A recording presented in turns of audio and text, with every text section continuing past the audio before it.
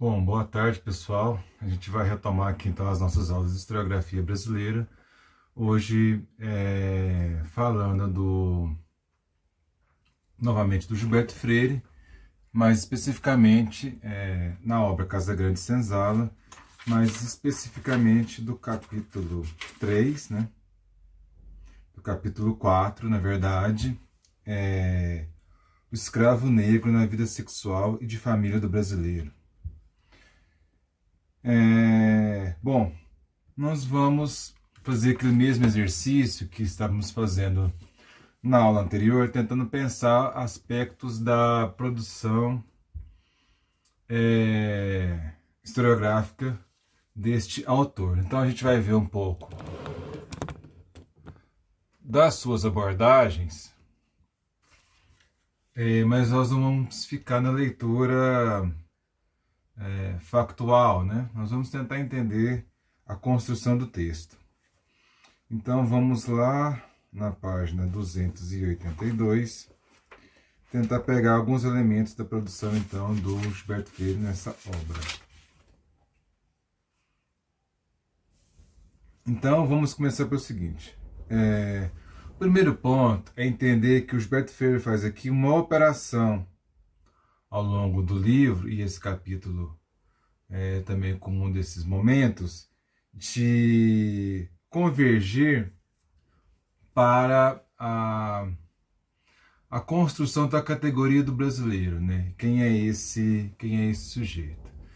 Então vamos pegar aqui a introdução ou a forma como ele abre o capítulo, que a gente já tem alguns elementos bem interessantes. Ele diz assim, olha: todo brasileiro, mesmo alvo, de cabelo louro, traz na alma, quando não na alma e no corpo, a sombra, ou pelo menos a pinta, do indígena ou do negro.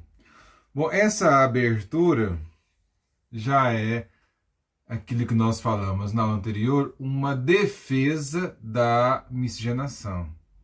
Se ela não está ainda muito clara, a gente vai percebendo que ela vai se consolidando ao longo do capítulo, mas já é uma abertura nesse sentido de defender esta miscigenação. Ele diz, olha, na ternura, na mímica excessiva, no catolicismo em que se deliciam nossos sentidos, na música, no andar, na fala, no canto de ninar menino pequeno, em tudo que é expressão sincera de vida, trazemos quase todos a marca da influência negra. Então, esta miscigenação, ela não está apenas no âmbito biológico, né? A influência dela não se dá apenas no campo da cor da pele, mas se dá, e aqui no Gilberto Freire, com mais força na questão cultural, né? No nosso jeito de ser, nas nossas músicas, no jeito de andar. Então percebam também que há aqui uma ampliação da leitura, da interpretação do brasileiro.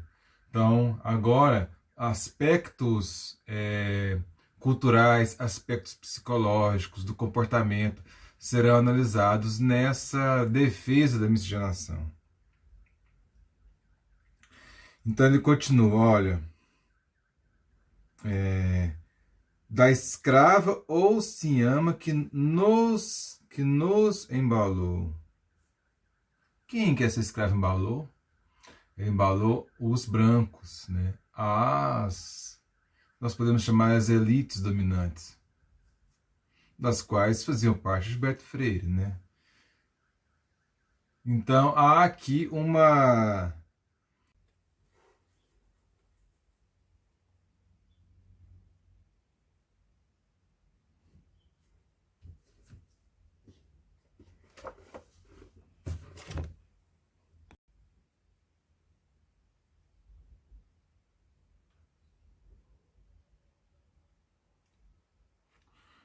Bom, continuando então,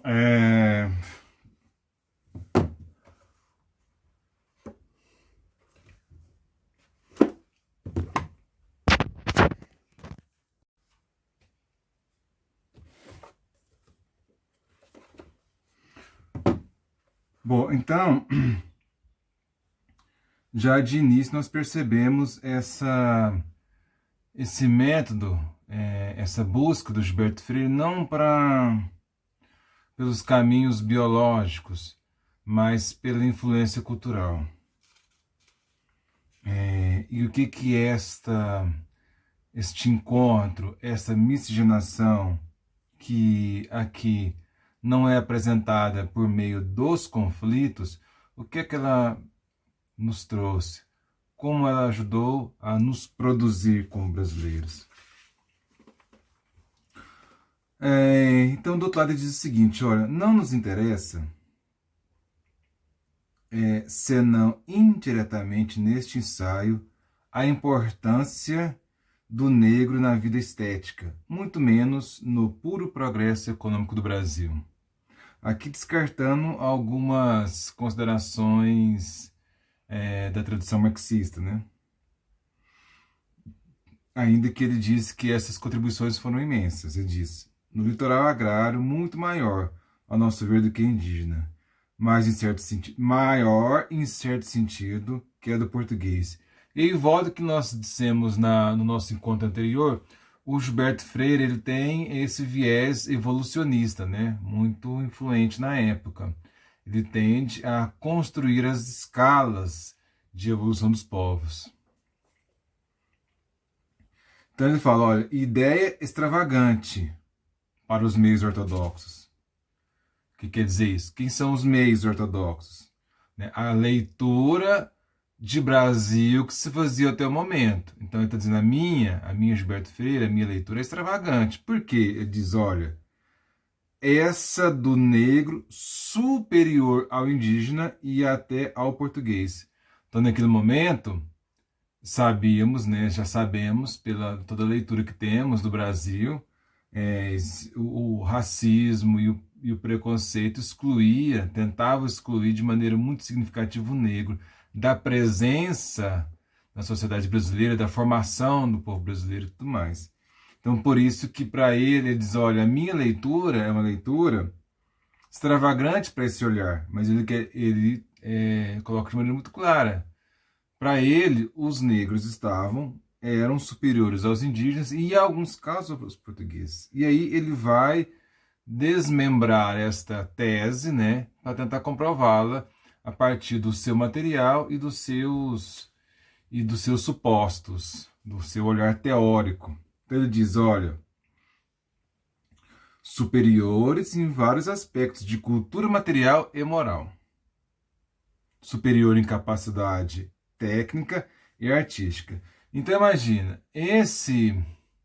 essa tese ela é fundamental para os objetivos do Gilberto Freire, que era mostrar a importância da miscigenação, positivar a miscigenação. Aqueles racistas ali do início do século XX eram contrários à miscigenação por dizer que os negros traziam problemas no contato com os brancos. E aí ele vai então tentar demonstrar isso ao longo do capítulo. Então ele diz, mas já um livro de acadêmico acolheu em páginas didáticas a primeira tese, a superioridade do negro sobre os indígenas. E ele vai trazendo então, elementos que eu não vou entrar, porque vocês podem, nas páginas, percebendo como é que ele constrói. O importante para nós aqui é perceber a construção de um texto. Perceber o que esta concepção está trazendo de diferente, de novidade para a historiografia brasileira.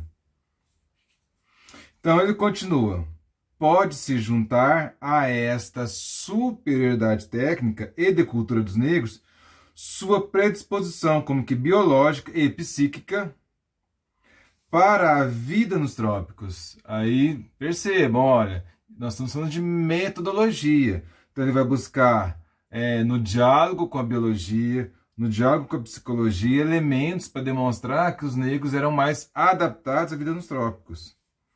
Sua maior fertilidade nas regiões quentes, ao contrário, então, dos europeus, o que se imaginava, né, que eram os europeus nesse momento.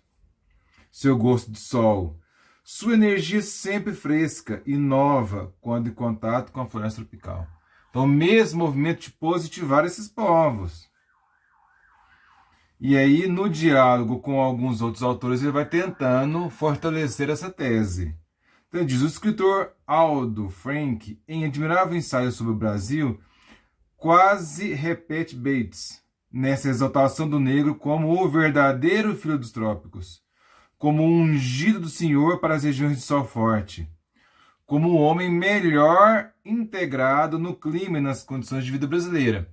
Não podemos também descartar aqui um certo diálogo com teorias evolucionistas biológicas, um certo diálogo com o darwinismo social, na busca de mostrar quem é ou quem são os povos mais adaptados, mais fortalecidos. Portanto, aqueles que tiveram mais condições de contribuir. Dizer que os negros contribuíram com a sua força física não era tão difícil, né? Na medida que foram eles os trabalhadores, durante muito tempo, com mão de obra escrava. O Gilberto Freire está tentando ir mais, tentando demonstrar que também estes deixaram uma contribuição enorme em outras áreas da vida brasileira.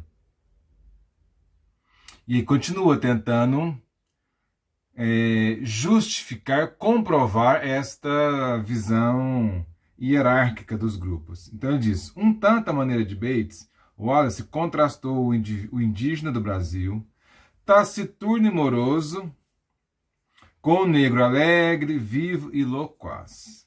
Em termos modernos de psicologia, essa diferença seria expressa atribuindo-se ao ameríndio a qualidade de introvertido e ao do negro a qualidade de extrovertido. McDougall atribuiu o fato de contrair-se o índio mais do que o negro ao contato civilizador do europeu, opor-lhe maior resistência ao domínio para, afinal, perecer em luta desigual. Então veja, o negro é o tipo extrovertido, o tipo do homem fácil, plástico, adaptável. Então, elementos para justificar essa construção. E aí, nesse mesmo exercício de positivar a miscigenação. Então, como que ele faz? Vai dialogando com outros que aqui vieram.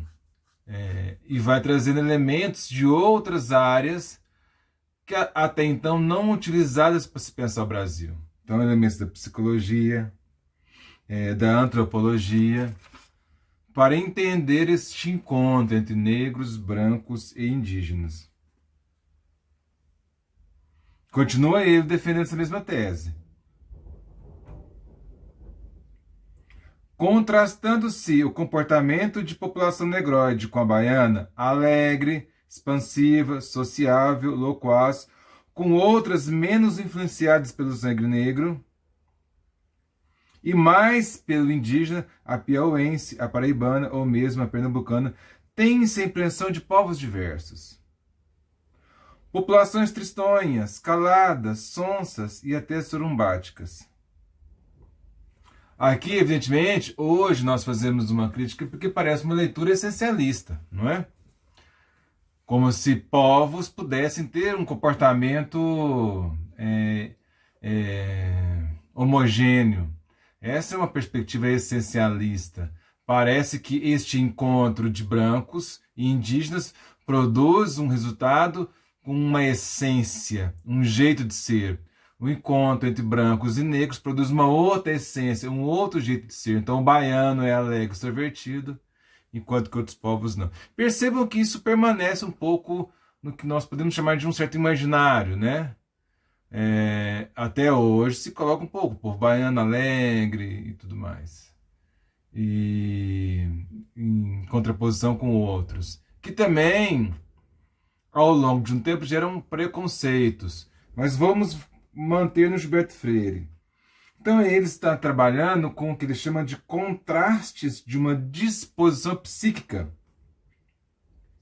que geraria uma melhor adaptação dos negros, uma adaptação biológica, né, ao clima, ao lugar dos negros, do que os indígenas, ainda que os indígenas não já eram moradores deste território, né?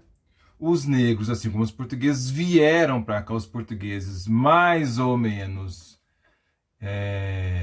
de livre escolha, ainda que nem todos, mas os negros obrigados a vir para o Brasil. Mas ele tem essa tese, demonstra essa tese da melhor adaptação. Então, sempre buscando entender a interpretação do Freire com estes novos elementos teóricos que ele traz para a gente, com esse diálogo interdisciplinar. Por isso que ele conclui que os negros, então, têm a maior capacidade de colaborar com, e aí ele usa essa expressão colaborar, então também elementos que a gente pode pensar e fazer a crítica na construção dessa obra, mas ele diz que esses têm maior capacidade de colaborar na obra da colonização agrária. Não quer dizer que ele não seja um crítico de alguns aspectos da colonização, mas a obra tem esse perfil de construir uma conciliação. Portanto, ele usa alguns verbos como este, por exemplo, né, que é colaborar, enfim, esses elementos que mostram maior consenso.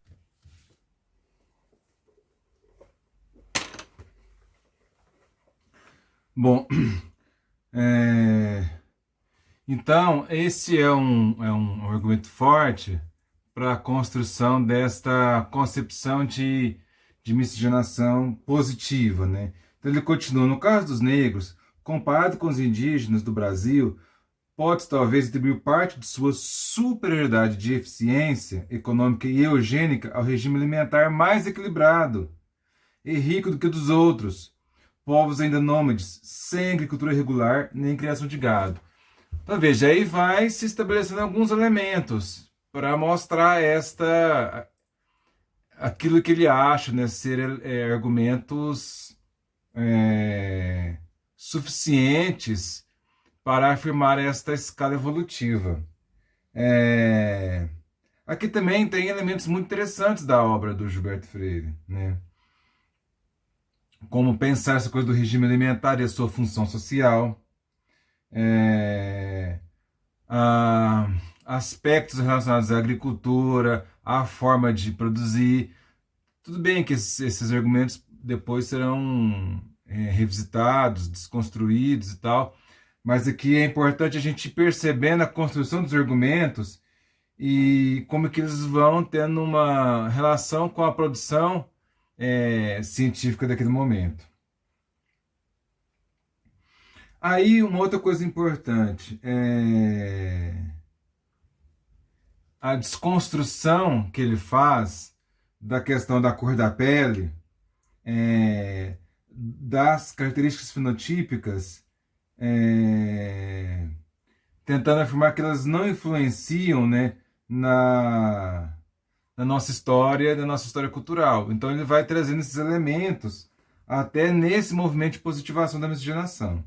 Aí ele coloca assim, ó, numa das mais sugestivas monografias médicas editadas pelo professor MacLean na Universidade de Londres, versa o assunto a propósito das relações das glândulas endócrinas com o metabolismo geral. Parece-lhe fora de dúvida que na produção do pigmento intervenham as glândulas suprarrenais e pituitárias, que a pituitária, tanto quanto a suprarrenal, intervém de modo importante no processo de pigmentação, demonstra a maneira porque os girinos, após a extração dessas glândulas, tornam-se albinos. Aí ele diz, parece-lhe também estabelecida a íntima relação entre as glândulas produtoras de calor e a pigmentação, de onde se concluiria a melhor adaptabilidade dos morenos do que dos louros e albinos aos climas quentes. Então, o que importa para nós aqui é que esse diálogo com a medicina é feito para um outro propósito. Não para provar a supremacia branca e, portanto, a necessidade de branqueamento. É outro movimento. É mostrar que a pigmentação, a cor da pele, demonstra, inclusive, o contrário, uma maior capacidade de adaptação. Portanto, uma superioridade desses povos. Então, o diálogo com esta medicina será importante neste encaminhamento que o Gilberto Freire faz. Bom, depois ele vai no diálogo também com algumas discussões científicas da época que falavam sobre o tamanho do cérebro, enfim, entre outros elementos genéticos que tentavam mostrar a inferioridade da população negra. Ele faz um movimento contrário. Ele diz, olha, quanto ao peso do cérebro, a capacidade do crânio e a sua significação são pontos indecisos. Se as pesquisas antropométricas realizadas por Hunt no exército americano durante a Guerra Civil e continuadas por Bean indicam que o cérebro do negro é mais leve e menor do que a do branco, e as de Pearson parecem indicar no negro menor capacidade de crânio do que no branco europeu, contra as conclusões de inferioridade da raça preta, baseadas em tais resultados, opõem-se fatos consideráveis. Então aqui eu não vou entrar nos elementos textuais, mas há toda uma discussão feita por ele para desconstruir essas teses, né, de tamanho do crânio, peso e outras coisas, como indícios que comprovavam a superioridade do branco. Então, o que ele fazia aqui, entre aspas, uma espécie de um racismo invertido. Não esse reverso que se fala hoje em dia, uma outra coisa. Então, ele diz, olha, nem merece contradita séria a superstição de ser o negro, pelos seus característicos somáticos, o tipo de raça mais próxima da incerta forma ancestral do homem, cuja anatomia se supõe semelhante do chimpanzé. Superstição em que se baseia muito do julgamento desfavorável que se faz da capacidade mental do negro. Veja bem, ele vai desconstruir, inclusive ele chama esse darwinismo social que colocava os negros mais próximos dos macacos, ele chama isso de superstição. Superstição, não é de ciência. Ele diz nem merece contraditar esta ideia, porque não é, segundo a sua concepção, não é uma construção científica, não tem embasamentos. E diz, são esses característicos físicos que se tem pretendido ligar à inferioridade do negro em realizações de iniciativas de ordem intelectual e técnica, inferioridade que seria congênita, está à base do racismo, que é essencializar, dizer, estes grupos são, em essência, inferiores porque isso é congênito, né? Isso é genético, e é isso que ele vai desconstruir. E desconstrói, dialogando com a medicina, mas desconstrói trazendo vários elementos da análise antropológica, psíquica. Então ele traz um diálogo com outras categorias, com outras áreas. Então ele vai, olha, o depoimento dos antropólogos, olha para onde ele vai caminhar o diálogo dele. O depoimento dos antropólogos revela-nos no negro traços de capacidade mental em nada inferior à das outras raças. Então ele vai no diálogo com a antropologia, ele vai ver a realização da vida material, aspectos de uma técnica, da religião, enfim, vários elementos que nesta concepção comprovam que não há aqui uma inferioridade.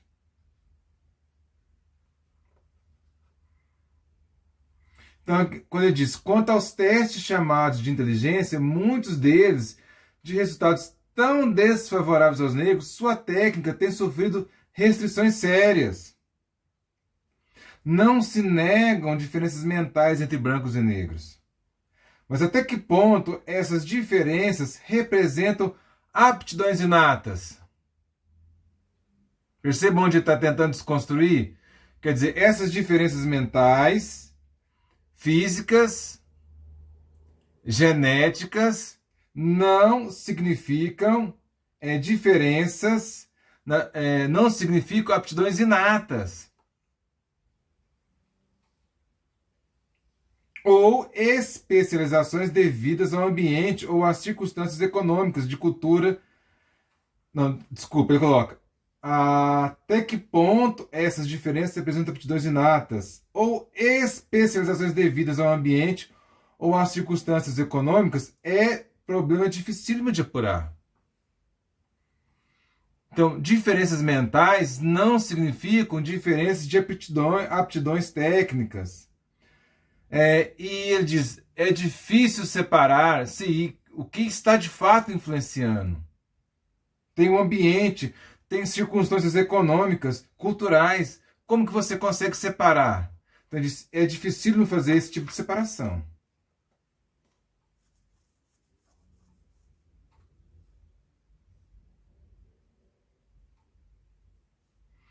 Então ele continua no diálogo com os antropólogos. Olha, os dois esquecem alguns, né? Quando ele faz uma crítica a esse biologismo, né? Ele diz: esquece esses que defendem o biologismo, esquecem que os dois fatores, em muitos pontos, se cruzam, sendo difícil de separar a hereditariedade do meio. Como que você vai separar isso? Se determinados grupos vivem em condições, num meio difícil, como é que você separa isso? Principalmente se admitirmos a possibilidade de se transmitir influências adquiridas em novo meio físico ou sob a ação bioquímica. E aí ele traz o diálogo com Franz Boas, com a antropologia, que é um elemento importante nessa tese dele. O Franz Boas considera o fenômeno das diferenças mentais entre grupos humanos mais do ponto de vista da história cultural e do ambiente de cada um do que da hereditariedade ou do meio geográfico puro. Então, por isso, Gilberto Freire é tão importante, porque ele está trazendo teses que contrapõem-se ao que se dizia, o que se falava sobre os negros no Brasil até então. É óbvio, já falamos aqui algumas vezes, que é uma obra que é criticável, porque ao positivar esses grupos, ele ao mesmo tempo constrói uma miscigenação feita sem conflitos, que nós sabemos não é verdade. Então ele vai trazendo outros elementos para tentar mostrar isso. Olha, o Abade Etienne revela-nos sobre o movimento Malê da Bahia em 1835, que quase identificam essa suposta revolta de escravos como um desabafo ou uma erupção de cultura adiantada, oprimida por outra, menos nobre. Olha só, que interessante essa construção. Pensar que aqui há uma rebelião de uma cultura mais evoluída, que seria a negra, contra uma menos nobre, que seria a portuguesa. Não romantizamos. Fosse esse movimento puramente malê ou maometano, ou combinação de vários grupos sob líderes muçulmanos, o certo é que se destaca das simples revoltas de escravos dos tempos dos coloniais. Então, mostrando que existiam entre alguns grupos de negros no Brasil, já trouxeram da África elementos culturais que aqui eles consideram superiores. Aí ele vai, olha, é que nas senzalas da Bahia de 1835 havia talvez maior número de gente sabendo ler e escrever do que do alto das casas grandes. A formação brasileira foi beneficiada pelo melhor da cultura negra da África. Então, isso são pontos, são elementos muito importantes nessa construção. Absorvendo elementos, por assim dizer, da elite que faltava na mesma proporção ao sul dos Estados Unidos.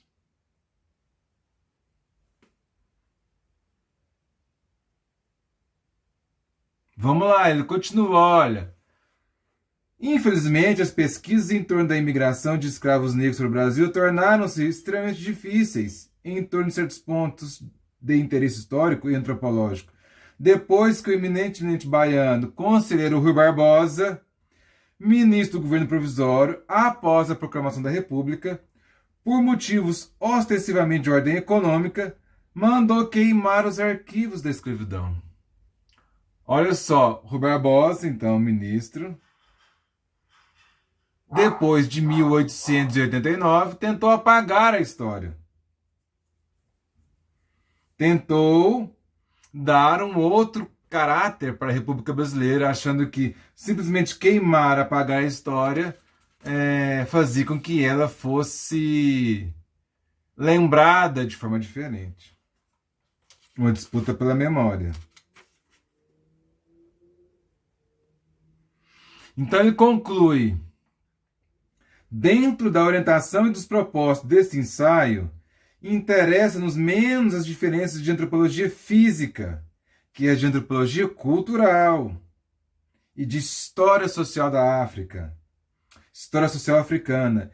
Estas é que nos parece indicar ter sido o Brasil beneficiado com um elemento melhor de colonização africana que outros países da América, que os Estados Unidos, por exemplo. Então percebam que aqui essa positivação chega nesse ponto, de dizer que o Brasil foi beneficiado, porque vieram para cá grupos muito mais avançados e evoluídos da África.